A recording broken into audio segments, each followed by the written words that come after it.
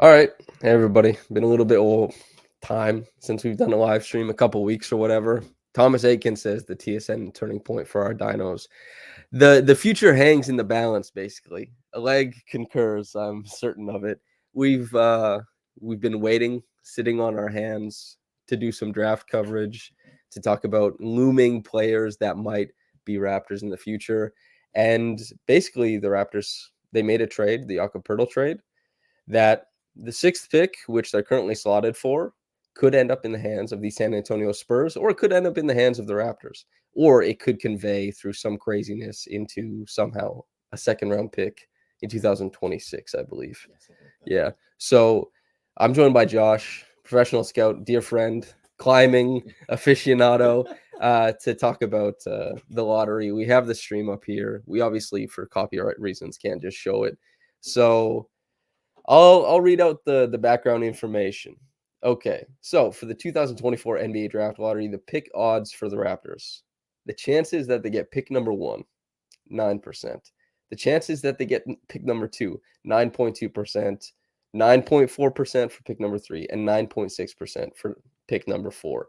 For whatever reason, they can't get pick number 5. That's not the way the lottery works. They have like roughly a 9 or 10% chance at their own pick, number 6. And then 54.2%, I think, that it's gone to San Antonio. Yeah.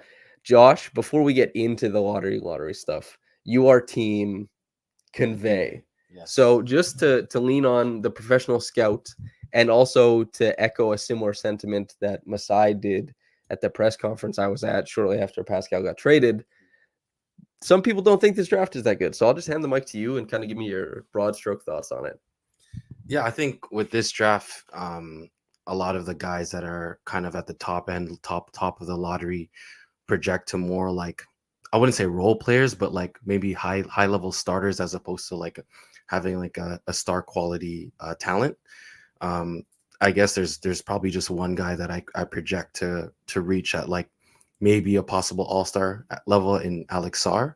But other than that, it's kind of tough to see with guys like Klingon, Stephon Castle to actually reach like have like a skill set that is like an all-star skill set that can be like a main advantage creator, a main finisher, or a high level finisher that is like kind of unstoppable down low. It's mostly, I feel like there are more guys that complement other stars. Okay, so the thing that I think about when we talk about this is basically we're comparing probably a Raptors team that if they get into the playoffs next year, that's huge and maybe a little bit too optimistic, but that would make their pick worse next year if it doesn't convey this year, right? Or if they keep it this year. Basically the question comes down to the expected outcomes.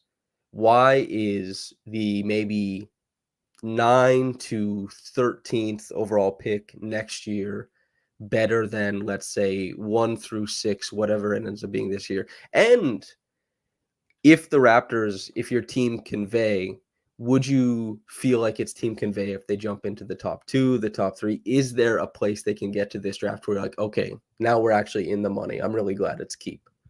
Yeah, I think it to me it's just the number one pick. Other than that, 2 through 7 is a really tough spot to be in. I could see them if they do end up moving up to that top 4, maybe going for someone like Stephon Castle to kind of replace a lot of what OG did for the Raptors. Be that like multi-positional defender that's strong, that can attack gaps with strength. Or maybe go for someone like Klingon. But again, those guys aren't guys that I would kind of rate at that top end talent, or even maybe reach a high level starter level type of player. Okay, so since 2025, I know you really like 2025. What are some names that you think might have star power next year, just so people can have them in mind for when we inevitably next year do draft stuff? Yeah, for sure. And there's I think a lot of people know about Cooper Flag. There's Ace Bailey and Dylan Harper, who's the brother of Ron Harper, who played for the Raptors. There's also Trey Johnson, VJ Edgecombe, high level guards that are really talented as shot makers and possible advantage creators at the NBA level, and hopefully they hit those that talent. But we'll see. Yeah. Okay. And while they're still reading out picks and stuff like that, they have currently, who's this? Jonathan Givney says Zachary Risker, Alex Sarr, et cetera, et cetera. Those are his top two. We have Needless Moose who says Devin Carter. We'll talk about Devin a little bit towards the back end because, as many people know, we've been, well, especially Josh has been quite interested. I want to take a little bit of time. I have a big piece coming. I've tracked all of Grady's jumpers from this past season. Since you were big on Grady coming into last draft, I, by extension, learning from you and then watching the film, became big on Grady. Let's just take a little bit of time to talk about Grady's rookie season while we wait for some lottery pick stuff. But I thought a huge win in the draft last year. What have you made of Grady's rookie season, I guess, this far in? Yeah, he's shown flashes of all the things that we talked about, like being able to shoot off movement, having that size as a finisher. He has good touch around the rim. He has those flexible passing movements when he is at the rim, or when he does get downhill, kind of off like curls and whatnot. And he's shown that he's also like a decent positional defender, not being able to understand where he's supposed to be in rotation, making good reads there, and a lot of the things that we talked about. It's shown flashes, and I hope it continues that way. Yeah, it was cool to go back and watch, basically separating it on when he joined the rotation versus prior to that, because he was shooting like 26% from three, maybe it was 28 before he joined the rotation shortly after. I believe Pascal got traded. January 18th is kind of the mark, Miami. And that game against Miami, I meant to say. His movement, especially coming out of staggers and pin downs, I think is quite good. His footwork sets up not only for him to be able to rise up and fire over a lot of different guys, but also that he can catch, take his two, and then put the ball down. Like, he'll be able to get guys to step out and get wide. And we really saw him work on that aspect of his game throughout the season. And I don't have the full numbers just yet. I haven't sat down and retracked everything I wrote, but just based on what I eyeballed in watching all the jumpers, the movement jumpers that are harder to, they're harder to hit and they're harder to stop, and they make you more versatile. For anybody who's watching, the Pacers versus the Knicks, Dante DiVincenzo, if he was just a regular shooter, he wouldn't be able to get up 11 threes in a game. But he's been very, very aggressive off of movement. He's been very aggressive getting to the ball, stepping out beyond the line to get himself shots. And you can see a lot of that in the way that Grady is hunting his shots. And this also extends a little bit more than DiVincenzo, who typically stays away from inside the arc. Grady is very comfortable taking that step in. He's actually gotten really comfortable as the season goes on in the film, shooting over contests, close contests. There's also, I'm sure you remember, like pump, get downhill, go body to body with Chet, extend all the way back out. Yeah, it's a fun rookie season. I'm really interested to see who joins these Raptors, because Scotty, Grady, RJ, IQ, Pirtle, even to some degree, right? We're talking about a team that has some interesting players. And before we leave the Grady conversation, what do you want to see him improve over the course of the summer, if you could choose a couple things? Yeah, number one, strength. I think that's what he struggled with the most as a shooter, getting away from defenders when he is going through screens. I think also just kind of working on his handle a little bit too, so he can attack space if he does get a hard close-up. He's shown he's really good at that 1-2 or that 2 dribble pull-up. And yeah, just allowing him to have that handle and strength allows him to attack space or create space for himself a much better. Yeah, the strength really, you get stronger, everything gets easier, basically. Lurker in the back, yeah, this is a leg. He's gonna call out the draft stuff once it happens. And then are those bedsheet curtains? The curtains came with the place. I don't like, they are like a cotton blend of some sort, and they also happen to be like the same color as the pillows and sheets, but I don't think they're bedsheet curtains. I don't know about all that. However, We have Rob Dillingham being interviewed. We have everybody hanging around, Klingon by the looks of it as well. Or maybe that's Klingon. Yeah, Reed Shepherd, who, if the Raptors keep 6 or higher, I'll be talking to our boy Jack across the pond, our English draft analyst, to talk about Reed if they happen to keep it. But do you have I guess at 6, we'll talk a little bit about it more concrete once we actually see where the pick ends up. But I know you've talked about it on a longer form podcast that we did, but just to reiterate it for the live audience, who do you like in the realm of 6? And then we can kind of talk about, I guess, 19 again. Yeah, for the Raptors, I mentioned it earlier. I think Stephon Castle is probably my favorite. I just love the way he's his frame. I think he will, help a lot with the point of attack defense that the Raptors struggled with. I think he complements somewhat of what what's the I'm stuck on the top of my head now. What's the other point guard's name? Emmanuel? Yeah. Oh yeah, Emmanuel quickly. Yes. Yeah, and I think he supports complements a lot of what quickly does defensively. Man, sorry, I was stuck in traffic on the 401. A Tesla flipped over, so heading over here to Rexdale was kind of tough, and I'm like still in shock of what happened. So yeah, flipped over quickly. Yeah. All right. Caitlin Cooper says, just wanted to say good luck to the Raptors. Also, nice shirt and Josh's best. Yes, Caitlin, I've been doing Pacers coverage with her because for however long, the Raptors were in the playoffs and the Pacers weren't. So there was no reason for us to cross over and do work, but we always wanted to. So I've been doing work for Caitlin's Patreon covering the Pacers as they disappoint in most games. Like I think 75% of the games I've covered been pretty disappointing, but they've had some really fun ones, and especially the Knicks are a guarantee for great basketball. So we've been doing Pacers coverage, and this shirt, the agrarian economy of buckets, is available if anybody wants to purchase at Caitlin's Patreon. Support the best basketball writer in the world. Okay, Nesta says, if on the clock, who do you choose between Holland and Shepherd? This is like complete inverse approaches, right? Wouldn't you say? Like Holland is like this big volume, you're betting on super high scoring upside, creation upside, and Reed is a little bit more in the vein of like little things king, Dean Wade. And I know Dean Wade isn't a sexy name, but it's a guy who doesn't make a lot of mistakes. Reed Shepherd is supposed to be a guy who doesn't make a lot of mistakes, helps multiply advantages, and has a better skill set than Dean. But between those two, do you have a favorite? I think for the Raptors, I would go lean to Holland. I think he fits a lot of what the Raptors like in a player, with the length, the size, the athleticism, the defensive tools that he has. And with Reed, I think Reed's actually a decent fit with Scotty, just because of his shooting and his ability to, like you said, multiply advantages and kind of maintain an advantage through making really good reads. But for me, I think Holland is probably a better fit and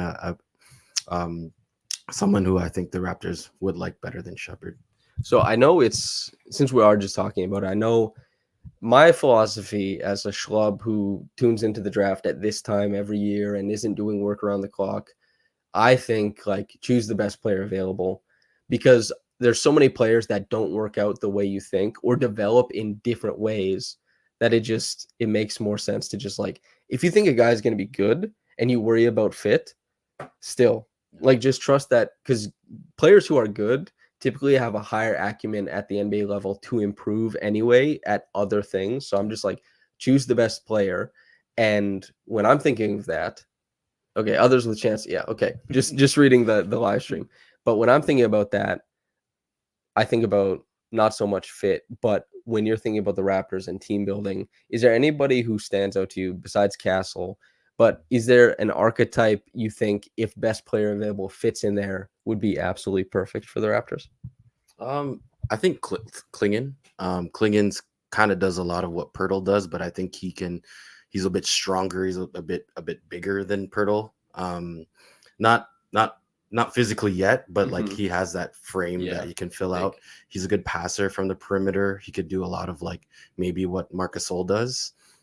His shot touch is really rough, but I do think there's enough stuff you could do offensively with him as far as like a perimeter passer, into that kind of the Darko offense, and also as like a dunker spot decision maker that he can be a decent fit with the Raptors. Okay. Oleg, get over here. We need a prediction. All right. So basically, as you understand it, the Raptors have a 46% chance to keep their own pick. They have roughly. Oh, Scotty is on screen sitting. Oh, yeah. He's wearing a Scotty.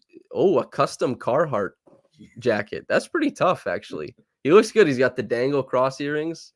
Good for Scotty. He's probably doing an interview that is entertaining people much more than what we're doing here. But anyway, it's like 9%, 9%, 9%, 9%, 10% chance for the Raptors to keep their pick. Do you have a prediction of whether they jump to 1, 2, 3, 4, keep 6, or if this pick is going to San Antonio? I have a feeling that it's probably gonna go to San Antonio, and I think this is what we want, right? So I'm gonna go with what we want, and I guess I'm gonna go with Josh's consensus feeling or belief or like what people want. So I'm gonna go with what you want, and I'm gonna try to like speak it into existence because it seems like you're saying things that makes sense. We want it out of there. Yeah. Okay.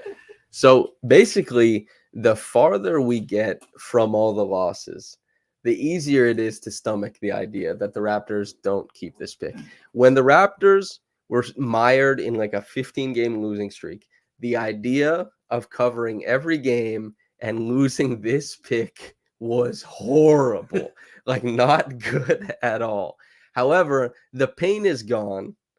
If truly that draft next year is going to have like, because it is a draft is a crapshoot to some degree. Mhm. You got to be a good team. Like that's kind of what I've been saying too with team keep is like if the Raptors fancy themselves as a good team, pick a good if a good drafting team. Yeah. You should be able to find a good player in every draft. However, is that player at 19 or 31 perhaps? Do they like guys there? They have like 31 is a really good pick, especially with the structure of the CBA now. Big shout out to Nabil. I know I like that. It is meaningful, and pick 19 is not so bad either. There's guys obviously that you like, and that by extension I will end up liking in that range, I'm sure. I still feel like I'm team keep, and I hope it's number one. Mhm. But you do kind of get to that point. I've seen people make jokes like, hey, if they were going to give the Raptors the first overall pick again, this is the conspiracy pilled idea. The last one was Andrea Bargnani. Mhm. LaMarcus Aldridge was number 2. This is not supposed to be a super sexy draft. Who has the 14th pick? The Portland Trailblazers, represented by Scoot Henderson in a denim jacket with a black tie. Okay, the Kings have number 13. I'm just reading it off for everybody. Okay, we're live. The 13th pick, represented by Keegan Murray. At number 12, the Oklahoma City Thunder, represented by, who's this?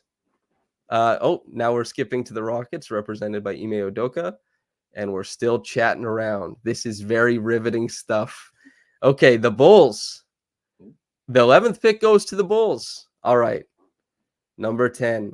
We wait for it. The Utah Jazz. So nothing has gone awry just yet for the Raptors. The 10th pick goes to, there's Landry Fields, Raptors legend, nerve damage legend, along with me. The Memphis Grizzlies are number 9. Okay, maybe the next G.G. Jackson at number 9. Represented by Tayshaun Prince. What? Was that Tayshaun? The Spurs have number 8 from the Toronto Raptors. Oh, okay. Conveyed. Oh, there. Oh, brother. Okay, well, we're not talking about the top 6. Oh, man. Okay, so Portland jumps to 7. Wow. Scoot has a little bit more of a smile on his face. The Hawks and because the Hawks and the Rockets jumped up. Fred VanVleet has been scheming upon these Toronto Raptors. He went to the team and he jumped over them, even at his short height. Wow. Good Lord. Okay. Well, the Pistons. The Pistons got 5. They have the worst luck, Damn. man. Wow. They fell all the way to 5. They lost 27 games in a row. They fell to 5. Wow. So the top 4 is some variation of the Spurs, Rockets, Hawks, and the Wizards. Okay, so anyway, no pick this year. Oleg, give us your quick thoughts from the outside perspective. Well, I was thinking if it's not number 1, give it away. By the way, if anybody's upset, you manifested this. Sorry to those ones. I'm sorry, Sam. I know you probably wanted a good pick. You didn't. Not the best results for some people, but it seems like I guess things. Sometimes when you speak into existence, you gotta speak with conviction. Okay, so Ian says, honestly, I'm fine with this. Needless Moose says, team convey wins. Michael Benham says, God damn it, man. Caleb says, not ideal, but at least we can move on. Ian says, no more stupid pick protections going forward. That is true. The Raptors now control their destiny unless they'd like to make another deadline trade with the Spurs that does not that doesn't favor them that much. So we'll take this opportunity then to talk a little bit about, as we've talked in the past, some of the guys at 19, and then you'll let us dream about some guys about 2025. We'll dig down a little bit deeper about potential Cooper Flag selections. The Hawks jumped into number 4 from 10. Maybe next year the Raptors jump into the top 4 from wherever else too, and then that's what we get. Okay, here we go. Josh, at number 19, do we want to start with Devin? Yeah. Okay. Yeah. Just take the listeners on a whirl. Listeners, we're going to talk a little bit about pick 19. If you want like deeper dives into what we're going to get here, there is a draft podcast on the channel. Just go to the Raptors Republic channel between myself, Trey, and Josh. And we will be diving deeper into these players going forward. But obviously, this is just a reaction stream. So you can see us be like, oh, fuck. All right. Josh, Devin, lead us through it.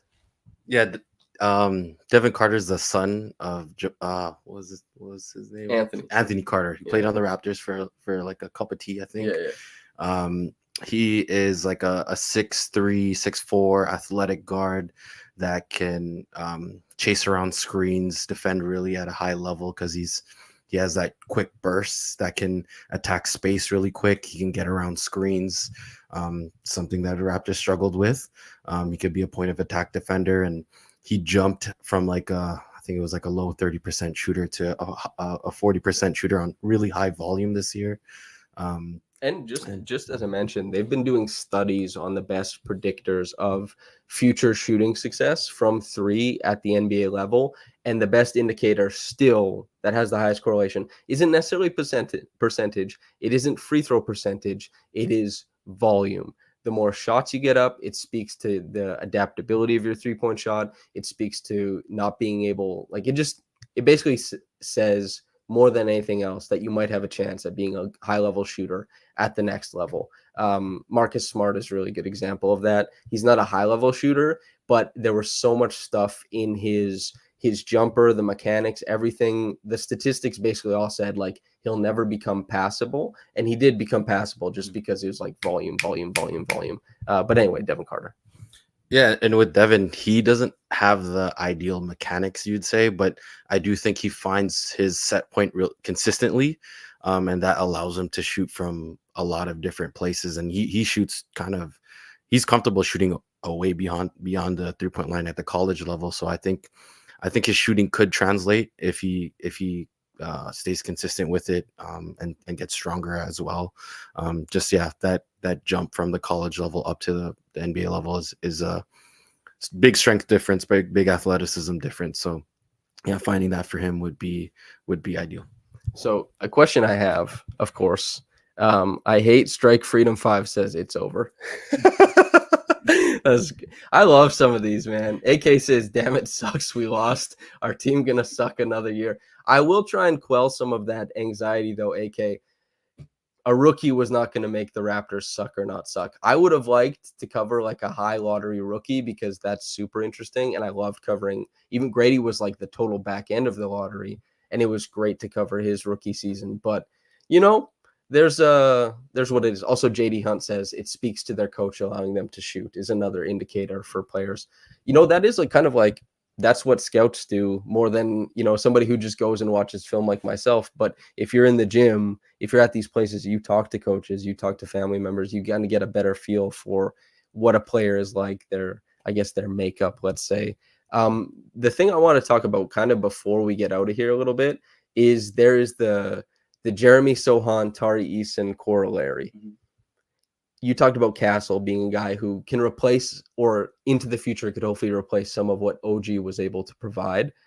Do you think there's a guy who, it's obviously not going to be Castle, that's not the way that these things work, but do you think that there's a guy who could be somewhat comparable or could provide a similar level of impact or expectation at the wing closer to 19? Is there a wing prospect that intrigues you there?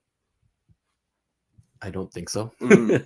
But I'll say a couple of guys that do intrigue me at the 19 if they do kind of slip. But someone like Isaiah Collier at USC, he's kind of like a running back type of point guard that's super strong, super athletic. I think he's underrated as a passer.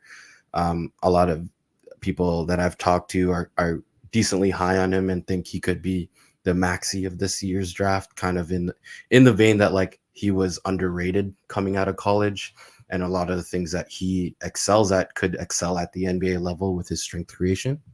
The Hawks got the first overall pick. Wow. Okay, go ahead. Go ahead. And I like Collier there. If he seems like a guy that could end up on a Miami team and develop that way and kind of grow into like maybe like a sub all-star type of player. I think he was going into the season, he was rated number 1. And then because of, he was injured for a little bit because of some disappointment throughout the season. And an interesting system at USC. I think he didn't get to showcase his full talent. And I think he's someone that if he's at 19, I think that's a no-brainer and high upside bet. So that reminds me of like Cam Whitmore. How much as a scout do you think about the high school versus the college, honestly?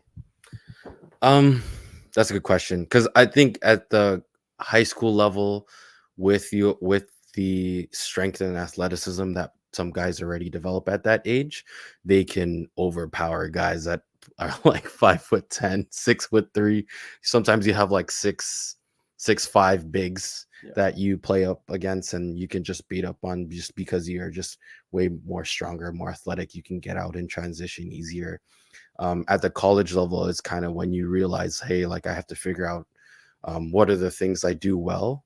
And if you still like Zion, still once he got to Duke, he still had that high end athleticism. So yeah, exactly, and was unstoppable. But someone like Cam Whitmore, his athleticism once he got to Villanova was kind of like not stagnated, but it didn't pop as much. And you could see that with a lot of guys, like a notable 5-star prospect that from out of Canada was like Elijah Fisher. He was one of the most athletic, one of the most strongest wings at the high school level. And once he got to college, he's still trying to figure out like what's his skill set that can impact the game and what role he can impact it the most. Oh, you know, RJ is kind of like that too. And RJ went from, you know, at FIBA, like his huge performance as a teenager, he was stronger and he was like a bully. And then we saw, and I think we're seeing a little bit of it now, that strength, he wasn't able to dominate with strength when he first got into the NBA, but he's continued to get stronger. And now he's back to kind of utilizing his strength creation in a way that wasn't always available to him in his earlier years in the NBA. Anybody else at 19? And then we'll throw out a few names for 31, and then we're getting out of here. Maybe add more shooting in Jacoby Walter. I think he kind of has a KCP type of frame, so I think he's a better shooter than KCP as far as like projecting that. So I think I that would be an interesting player. I think he's limited as an athlete to as a slasher and getting to the rim, but I do like his touch, and I do like his jump shot. That I think it'll be a very useful skill set as a gunner for Scotty and the rest of the Darko offense. So I notice you haven't said Zach Edey. Okay, at 31. Let's or just Coco says stronger proportionally to his peers. Yeah, that's what I meant when I was talking about RJ. He was really, really strong at FIBA when he dominated the USA. Like, he was these rolling drives to the basket where, when two guys meet on a drive, basically, right? And the defender wants to keep you on the line, or they want to make you start taking a wider drive. And what RJ has been able to do at the NBA level over the past couple years, and especially at Duke and when he was playing younger basketball, is that when he'd start a curved drive, he'd be able to cut it in. Like, he'd be able to create a more dramatic angle to the basket so he could push guys under the rim. Whereas far as like really strong defenders, you'll see like Scotty Barnes sometimes, really strong, is able to make guys take these super wide routes to the rim so that it's like this crazy push shot with a poor angle trying to go off the glass. And that's where some guys have to create counters if they're not as strong. If a defender is creating weight one way, it's like you spin off it. That's Andrew Wiggins was really big for that when he first came in. Like, he wasn't a strength guy, but he could burst, make guys trying to meet him in space, spin off of it. And that's how he built like his big spin move and then like his half spin into jumper. But that's just how guys build out their games. RJ, I'm really excited to see what he has for this upcoming year, and that the fellas are all working out together. 31, we have Samuel Barefoot, who says Jonathan Mogbo. Any thoughts about Mogbo at 31? He's someone that I wrote about. I really like. He stood out to me early on in this draft cycle, just based on his quick jump athleticism. He's like this. He's 6'9", who's functionally has like a lot of the things that Naz Reid is like, kind of like a Naz Reid. coordinated big guy that can handle the ball, that that can do some guard stuff. I think he kind of stood out to me in the way that he's able to kind of be like both a finisher and someone that you can initiate offense with, like as far as like in delay or like just entry posts into the elbows type of player. And I think there's some stuff that, because of he's very athletic, that you can stack on, and he's someone he's a high field player. He has a mix of high feel, high motor, and the athletic tools to be like an NBA player. So, man, I wonder if we get Alex Sarr and Trae Young. That would be kind of interesting. That gives the Hawks maybe a new try at what they've been trying to do in Atlanta. That's interesting. JD Hunt says, Josh, any high upside bets you like at 31 for us? I'll get that from you, and then I want you to tell me a couple names I should do the film on so I can talk about it for people, and then we'll get out of here. Yeah, I think high upside, you probably think of someone like Ulrich Komchi out of NBA Academy Africa. He stood out to me last summer just as like this kind of rim protector, shooter type of big. You think of maybe like a Serge Ibaka type of archetype player. He's someone who's still very raw, still understanding the game, but he's someone that has like that high upside that could be like a strong rim protector who has a really great frame, protect the rim, and also space the floor or be like a high level lob threat. So Ulrich Komchi is someone I like at 31 as a high upside bet. Other names I can think of, I like at 31, Nick Clifford from Colorado State. He's kind of just like a all-around wing that can do a little bit of everything.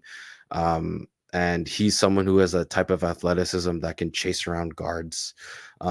Who's the guy I think of is like maybe is it Cody Martin? Yeah. On Miami. Yeah, Cody Martin. Okay, Caleb Martin. Yeah, Caleb, yeah. Who's that kind of like utility wing that can guard at the point of attack and also do a little bit of athletic finishing at the rim. Shoots on the way down. Shoots on the yeah. But I do think Neek is a little bit more functional, mechanics shooting wise. And also like I wrote about Walter Clayton a little bit as well, and he was like a quick release catch and shoot guard that has like supplemental pick and roll stuff that you can build on. So he's someone I like. Hell yeah, Oleg, get over here. So you managed to predict basically a 50-50 shot. We're going to get you on wax right here. Do the Raptors make the playoffs next year? Oh my God. I don't know. I just learned that like I have so much power, and I don't want to. I gotta make sure I use the power responsibly. So I'm gonna. I feel like if they're going to the playoffs, that's already like a great thing. So let's go for that. Yes, because I'm going with the same motif of because I want it, then I will, speak it into existence. So they're going to the playoffs, baby. Okay. Okay. Headed to the playoffs. Coco says, Samson, where do we find Josh's written work? Josh is writing some stuff for Raptors Republic. He's written some stuff for his own blog and some stuff with On Point Scouting. I'll let Josh say where you can find stuff if you plan on doing more during the draft cycle. Yeah, you can find my stuff on onpointbasketball.com.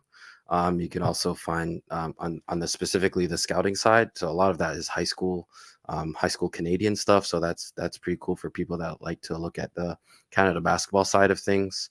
And then on my own blog, joshscoutum.com, you could probably find a link on my Twitter. You could find all my draft stuff there. And then for yeah, sometimes I pop into Raptors Republic. I did a big piece with the best Canadian basketball writer, Jonathan Chen. So take a look on Raptors Republic from my other stuff there. Yeah. So I just posted the link to Josh's Twitter in chat. If anybody wants to follow him and go over there, he will be doing more work with me during the draft cycle. I rely on him. I rely on all my friends for the draft cycle stuff. Lucky to be able to meet so many good scouts. Thank you to Oleg. Thank you to Josh. And thank you to everybody for hopping in. If you want to like the video and subscribe before you hop out of here, feel free. But thanks for hopping in and watching us react, I suppose. We're going to get out of here. I'll be back sometime this week to talk more draft stuff in a more controlled fashion, I suppose. Okay, thanks, everybody. Much love. Whether you got into this in the morning or, well, I guess it's a live stream. That doesn't apply. See you later.